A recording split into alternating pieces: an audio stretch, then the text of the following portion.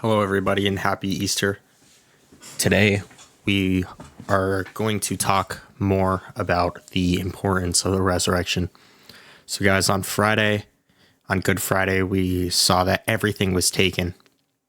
And then we look back at Holy Thursday and we realize everything was given when Jesus gave everything to his disciples. For the Last Supper, Jesus gave everything. He washed his disciples' feet. And on Good Friday, everything was taken from Jesus, his life, his dignity.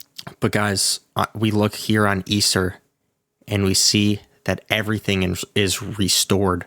So, and how are we going to use this in our lives, guys? We got to remember that the same spirit that raised Christ from the dead lives in us. So what does that mean? We must give everything. We must give everything to Christ. Jesus, take everything.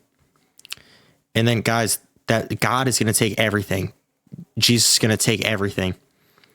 And guys, we are going to be restored. Everything is going to be restored. We are resurrected with Christ. The same way we are crucified with Christ, we are resurrected with him also. Guys, what does that mean? We look at it and we realize that when Christ was resurrected, he still had the wounds. He showed his disciples his wounds when he resurrected. So guys, when we give everything to Christ and he takes everything from us, we're still going to endure that pain.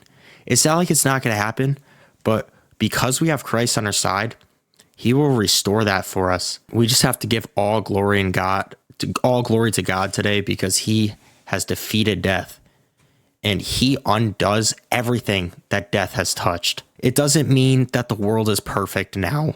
We know this for a fact. But guys, we have the hope of the resurrection. We are wiped clean of our sin because our Lord died for us and his precious blood wiped us clean. So guys, today, give all glory to God. Alleluia, our Lord has risen. Amen.